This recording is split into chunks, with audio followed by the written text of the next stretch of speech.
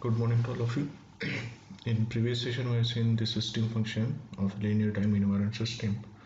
Where we have seen we can identify the system function by using convolution formula. Okay, we derived that system function from the convolution formula as well as we have derived it from the difference equation, generalized form of the difference equation.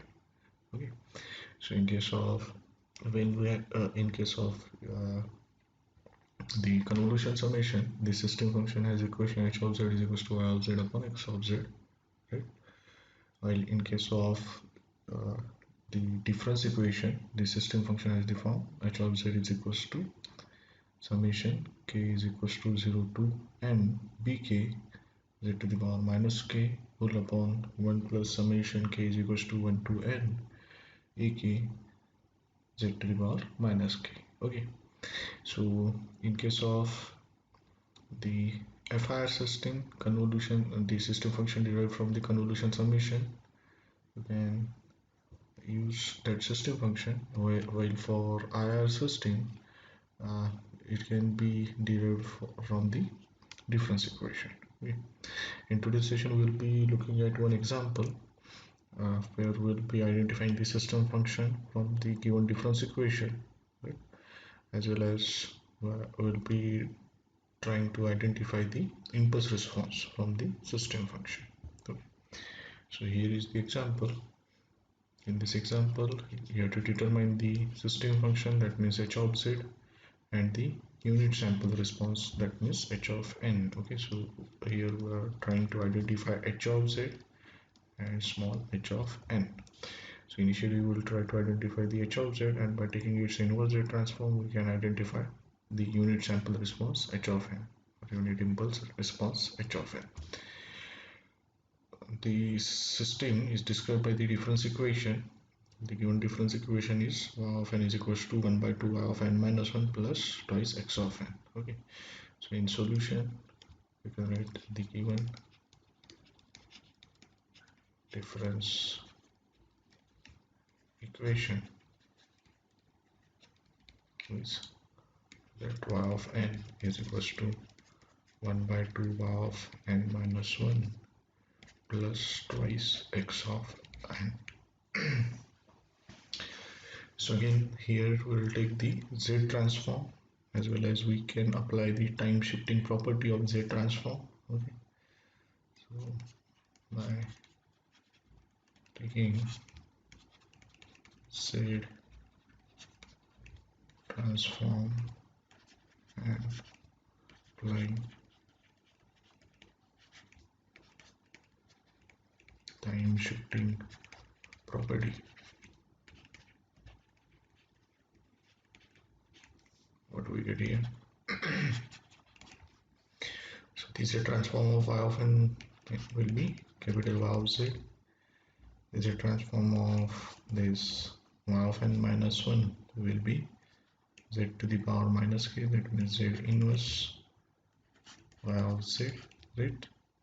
Plus this 2 is constant, the z transform of x of n is capital X of z, right?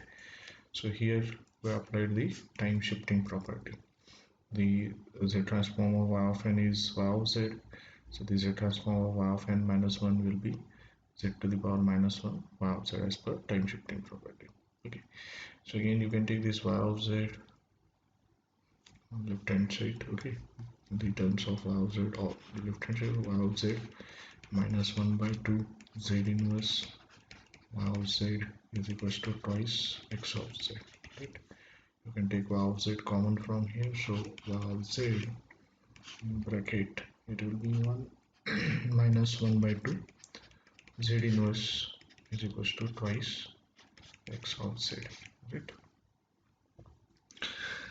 So h of z is h of z is y of z upon x of z, right? So it will be 1 upon 1 minus 1 by 2 z inverse, right? So this is the required system function. So simply ascend, keep this y of z here, we ascend x of z here, right?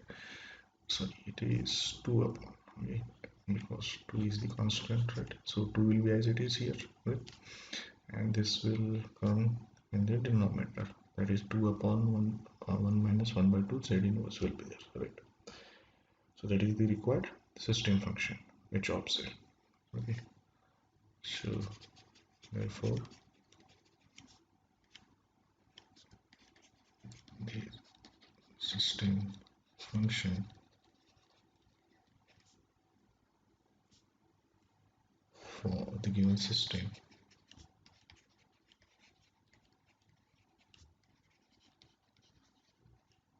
is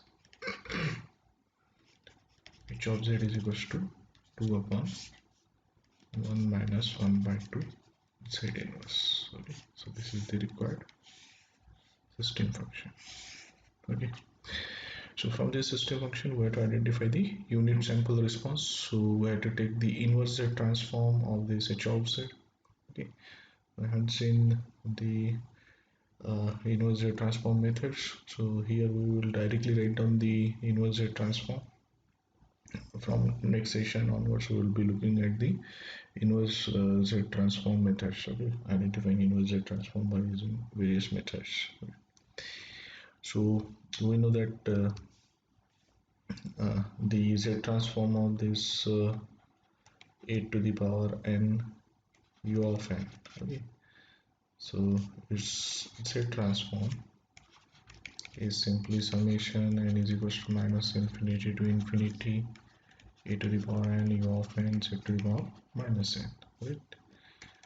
We already determined this z transform in some earlier sessions, right? So here we have modified the limits from 0 to infinity. We have taken this n common, so az inverse raised to the power n. U of n is 1 for these values 0 to infinity. So written it as 1 upon 1 minus az inverse, right? As per this infinite geometric series, it will be 1 upon 1 minus az inverse provided mod az inverse is less than 1. Okay, so in this case, in place of only a, it is 1 by 2. So this 2 is constant basically, right?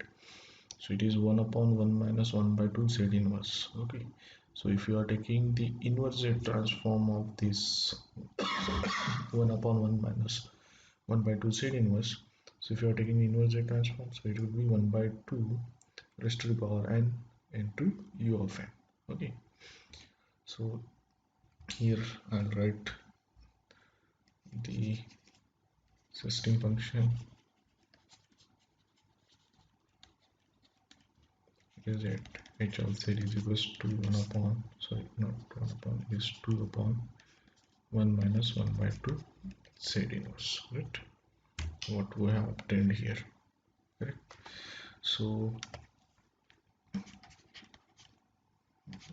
by taking its inverse z transform, what we'll get, so we'll get h of n. Okay, so this inverse z transform of this h of z is h of n, and it will be equal to this 2 is constant, so 2 will be writing as it is, so 2 will be written as it is, and the remaining term is 1 upon 1 minus 1 by 2 z inverse. So its z transform will be as we have seen here. The z transform of a to the power n u of n is this one, right? This is not the part of solution, just I explained it, right? So the inverse z transform of 1 upon 1 minus 1 by 2 z inverse will be 1 by 2 raised to the power n u of n, right? So here the inverse z transform will be h of n is equals to into 1 by 2 raised to the power n into u of n. Okay, so this is the required unit sample response or unit impulse response, right? And this is the required system function. Okay,